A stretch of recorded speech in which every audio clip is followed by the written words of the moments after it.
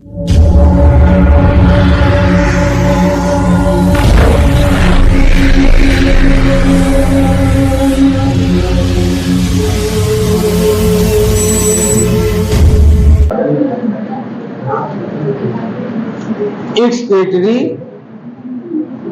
System.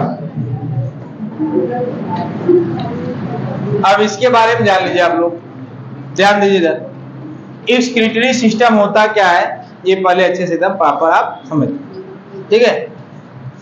देखिए normally क्या हुआ कि हम लोगों ने सबसे पहले जो चैप्टर पढ़ा था ह्यूमन फिजियोलॉजी, वो हमने पढ़ा था डाइजेस्टिव सिस्टम। मतलब ये कहने का है कि हमने फूड को लिया और उसको डाइजेस्ट किया, प्रॉपर क्या किया, डाइजेस्ट किया अपने डाइजेस्टिव सिस्टम में, चाहे वो बकल कैविटी हो, चाहे आपका स्टोमक हो, चाहे स्मॉल इंटेस्टाइन हो, लार्ज इंटेस्टाइन हो, सब में हमने क्या किया, उसको डाइजेस्ट किया। डाइजेशन के बाद उसको एब्जॉर्ब किया, ठीक है।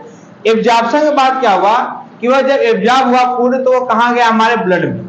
तो हमने पढ़ा कि सर्कुलेटरी सिस्टम जो हमारा हार्ट है, ब्लड वेसल्स है, ये काम कैसे करता है, कैसे कोई भी सबस्टेंस ट्रांसपोर्ट होता है ना। ये हमने किसे पढ़ा, आपके सर्कुलेटरी सिस्टम, या हमने कहा उसको कार्डियोवैस्कुलर सिस्टम, ठीक है। जब हमने ये पढ़ लिया कि फूड ट्रांसपोर्ट कैसे होता है, तो फिर हम लोगों ने पढ़ा कि वह जो फूड है वह अगर सेल के प्रोटोप्लाज्म में जाकर मिक्स हो गया है तो वहां पर उस फूड को बर्न करके एनर्जी कैसे निकाली जाएगी। तो उसके लिए हम लोगों ने क्या पढ़ा, रिस्पायरेटरी सिस्टम, कि हमारा रिस्पायरेटरी सिस्टम कैसे फंक्शन करता है और उस सेल तक, हर सेल में जो फूड है वहां तक ऑक्सीजन को कैसे पहुंचाया जाएगा, ठीक है। ये सब हम लोगों ने पढ़ा, ठीक है। अब अगर मान लीजिए आपके फूड में, मतलब फूड करे आपके सेल में, प्रोटोप्लाज्म में फूड भी पहुंच गया है, ऑक्सीजन भी पहुंच गया है, और वहां पर उसको क्या किया जाएगा, बर्न किया जाएगा।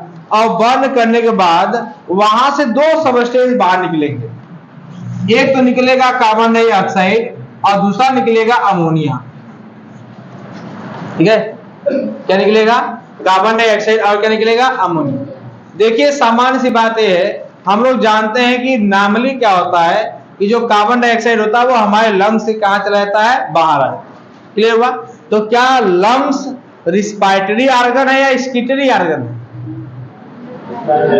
लंग्स क्या है, रिस्पायरेटरी ऑर्गन है, लेकिन एक्सक्रीट भी कर रहा है किसको, CO2 क्या कर रहा है, बाहर भी निकाल रहा है। तो याद रखना इसको हम लोग कहते हैं एसेसरी, क्या कहते हैं, एसेसरी एक्सक्रीटरी ऑर्गन है। नेसेसरी नहीं, आवश्यक नहीं है, लेकिन नेसेसरी रूप से ये हमारे बॉडी में जो कार्बन डाइऑक्साइड को क्या कर रहा है, बाहर निकाल रहा है। समझ में बात नहीं है।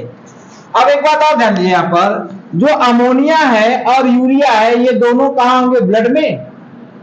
तो ये ब्लड से कहां जाएंगे, लीवर में, और लीवर में जाने के बाद लीवर में क्या होगा कि एक CO2 मॉलिक्यूल और दो क्या, अमोनिया।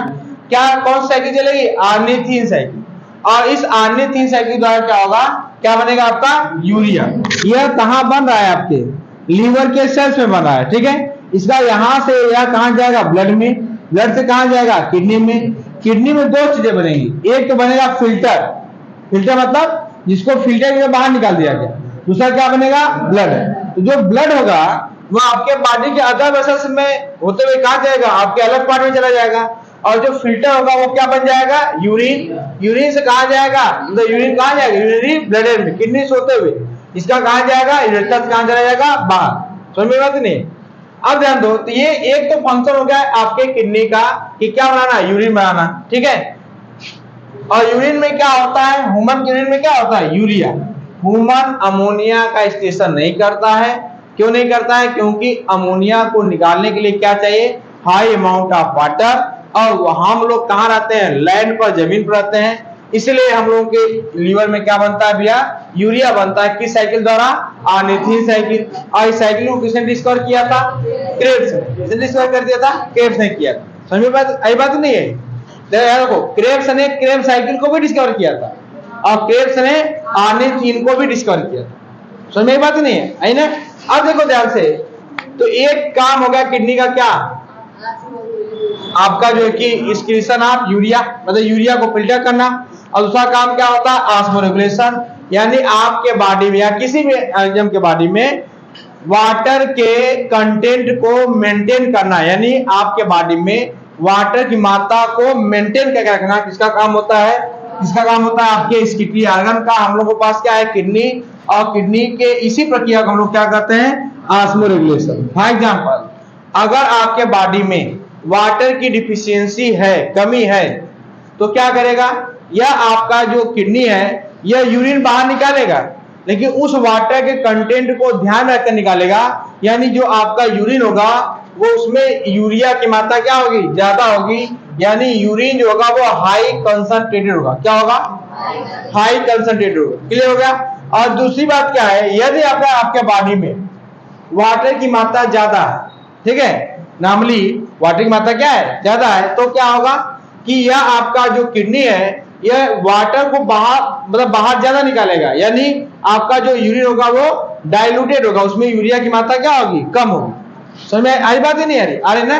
तो इस तरीके से होगा। एक बात और ध्यान दीजिए कि यह जो आपका ये ऑस्मोरेगुलेशन होता है यह आपके फीसेस में भी होता है ना? अभी आपको बताएंगे कैसे। फॉर समझिए, ऑस्मोरेगुलेशन का इस तरह समझ लीजिए, मान लीजिए कोई साल्ट वाटर है। क्या है?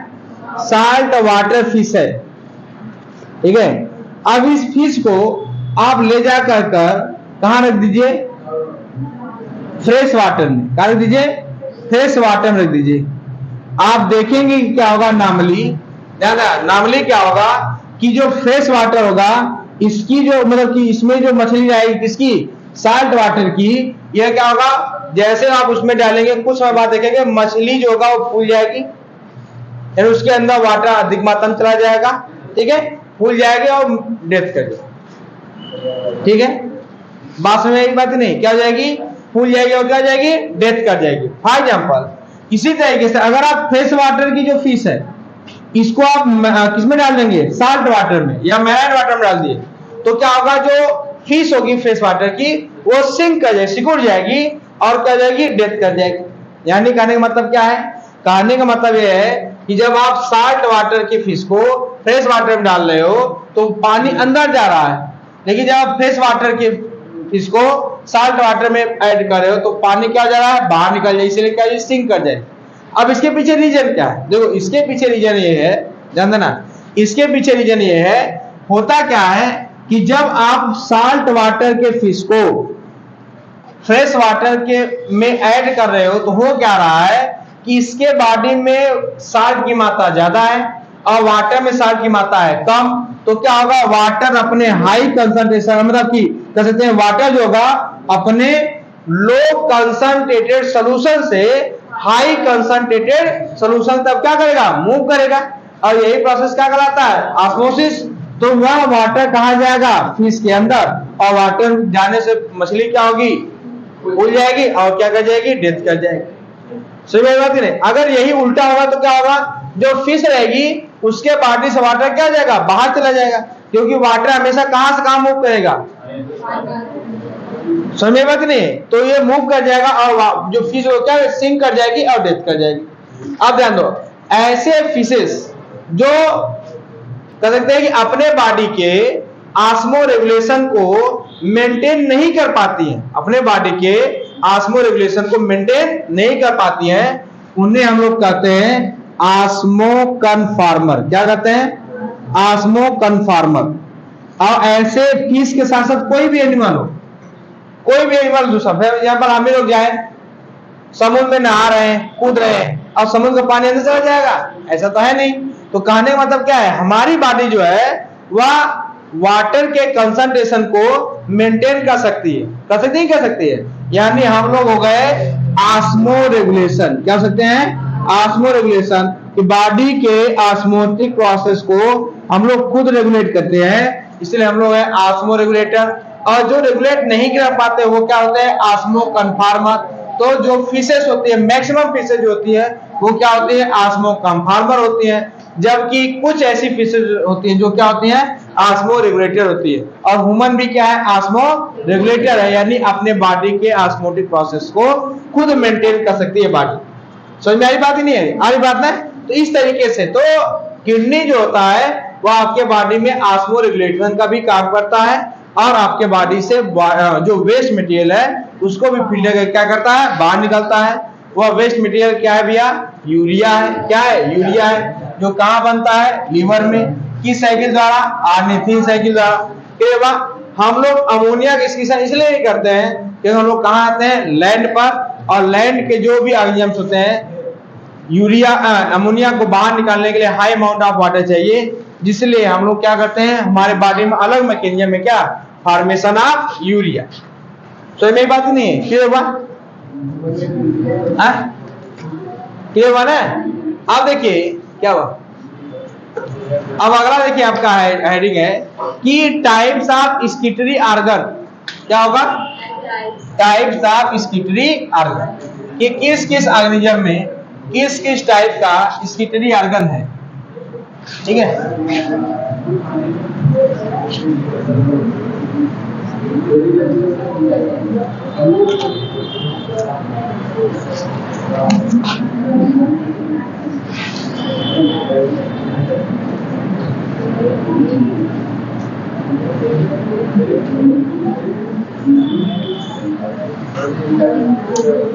देखिए इधर स्किटरी ऑर्गन क्या है।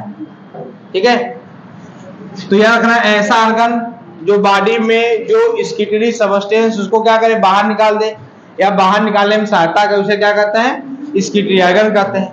तो जब हम यूनिसेलुलर ऑर्गेनिज्म की बात करेंगे, किसकी बात करेंगे, यूनिसेलुलर, अमीबा, पैरामीशियम, यूलिना और जो दूसरे यूनिसेलुलर ऑर्गेनिज्म्स है, जब इनकी हम बात करेंगे तो याद रखना ये सीधे सबस्टेंस को एक्सक्रीट करते हैं बाय द बॉडी सरफेस। इसको भैया बॉडी सरफेस। आपने याद करिए रिस्पायरेशन में पढ़ा था कि कैसे ब्रीथिंग करते हैं, इंस्पायरेशन कैसे करते हैं, by the process of body surface. उसी प्रकार यूनिसेलुलर ऑर्गेनिज्म जो होगा वह एक्सक्रीशन भी कैसे करेगा, स्किटरी ऑर्गन यहाँ पर है नहीं, सीधे क्या करेगा भैया, आपका जो बॉडी सरफेस है उसी से क्या है, फॉर एग्जांपल जैसे अमोनिया आपका है अमीबा। अब यहाँ पर ये इसका न्यूक्लियस हो क्या, फूड ऑक्सीडाइज हुआ, क्या निकला, अमोनिया। अमोनिया सीधे कहाँ चला जाएगा, इन्वायरमेंट में, सीधे इन्वायरमेंट चला जाएगा। या जो CO2 बनेगा वो सीधे कहाँ चला जाएगा, इन्वायरमेंट चला जाएगा। यानी कहने का मतलब ये है कि यहाँ पर कोई ऑर्गन है नहीं, एक ही सेल का है, कौन सा ऑर्गन बनेगा, समझ में बात नहीं है। तो यहाँ पर सीधे क्या होगा, बॉडी सरफेस द्वारा जो भी आपका स्किटरी सबस्टेंस वो कहाँ चला जाएगा, बाहर। दूसरा देखिए ध्यान से, जब आप कभी भी पोरीफेरा में जाएंगे, किसके द्वारा, कहा जाएंगे, पोरीफेरा में, तो याद रखना पोरीफेरा में भी जो एक्सक्रीशन होता है वो किसके द्वारा होता है भैया, बॉडी सरफेस होता है। ठीक है, उसी प्रकार देखिए जब आप कहा जाएंगे, नाइडेरिया में, नाइडेरिया में जाएंगे तो वहां पर भी किसके द्वारा होता है, बॉडी सरफेस होता है। आपको पहली बार एक स्किटरी ऑर्गन मिलेगा, क्या मिलेगा, स्किटरी ऑर्गन मिलेगा, वो मिलेगा कहाँ, प्लेटीहेल्मिन्थेस में। कहाँ मिलेगा, प्लेटीहेल्मिन्थेस में मिलेगा, या इसको आप कह दीजिए सीधे फ्लैट वार्म। क्या कह दीजिए, फ्लैट वार्म। क्या कहेंगे भैया, फ्लैट वार्म में।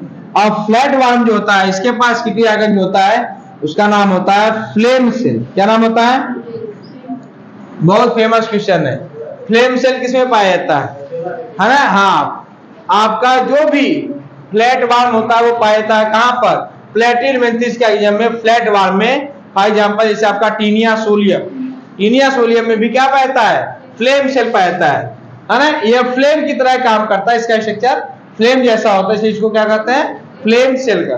क्लियर हुआ। अब आ जाइए कहां पर, आप आ जाइए एस्केल्मेंथिस में और एनिलिडा में। तो जब इन दोनों की बात आप करेंगे तो एनिलिडा में आप ध्यान देंगे, एनिलिडा में आपका जो होता है वो होता है नेफ्रीडिया। क्या होता है, नेफ्रीडिया होता है भैया, नेफ्रीडिया कहिए, प्रोटोनेफ्रीडिया कहिए। तो यहाँ पर जो स्किटरी ऑर्गन वो कौन है, नेफ्रीडिया। किसमें, एनिलिडा में। नेफ्रीडिया का एक ट्यूब होता है, कह सकते हैं कि ट्यूब का जाल होता है, उसको हम लोग क्या कहते हैं, नेफ्रीडिया कहते हैं। इसके बाद ये आर्थ्रोपोडा में, आर्थ्रोपोडा में, आर्थ्रोपोडा की जब बात करेंगे आर्थ्रोपोडा की, तो यहां पर आप देखेंगे कई टाइप्स के ऑर्गन्स होते हैं, जैसे ग्रीन ग्लैंड। ग्रीन ग्लैंड कहां पाया जाता है, आर्थ्रोपोडा में। उसी प्रकार आप देखेंगे आपका था मेल्पिगियन ट्यूबुल्स। मैलपिगियन ट्यूबुल्स, ये भी कहां पाए जाते हैं आपके, कहां पाए जाते हैं, आर्थ्रोपोडा में। तो आर्थ्रोपोडा में कई टाइप्स के स्किटरी आगर पाए जाते हैं, जैसे ग्रीन ग्लैंड हो गया, मैलपिगियन ट्यूबुल्स हो गया, क्लियर हो गया। उसी प्रकार देखिए जब आप जाएंगे किसमें, मोलस्कस में, कहां जाएंगे, मोलस्कस में जाएंगे, तो अब आपको यहां पर मिलेगा, क्या मिलेगा, आर्गन ऑफ बोजेनस, क्या मिलेगा, आर्गन ऑफ बोजेनस। तो आर्गन ऑफ बोजेनस कहां मिलेगा भैया आपको, मोलस्कस में। जो सीप होता है, शंख होता है, इन सब में क्या मिलेगा, आर्गन ऑफ बोजेनस, क्या है, स्किटरी आर्गन। उसी प्रकार आप जब कभी जाएंगे कहां, आप फिशेस में जाएंगे, फ्रॉग में जाएंगे, तो आप इसके बाद एवीज में, बर्फ में जाएंगे, कि इसको आप कहा जाएंगे, आप जो कि कहा जाएंगे, हाँ मैमल्स में जाएंगे। तो यानी सीधे हम कह दें कि वर्टिब्रेटा में, कहा जाएंगे, वर्टिब्रेटा में जाएंगे, तो आपको मैक्सिमम केसेस में मिलेगा वहां पर स्पेशल ऑर्गन जिसका नाम क्या है, किडनी। तो यहाँ पर आपको, हालांकि यहाँ पर मेटानेफ्रिक, मेसोनेफ्रिक कई टाइप की किडनी होती हैं, लेकिन आपको सब में क्या मिलेगा, किडनी मिलेगा एज ए स्किटरी ऑर्गन। समझ में बात नहीं आई बात है। तो ये सारे के सारे क्या है, ऑर्गन है जो अलग अलग आयु में पाए जाते हैं, किसके लिए, एक्सक्रीशन के लिए। समझ में बात, नोट करिए।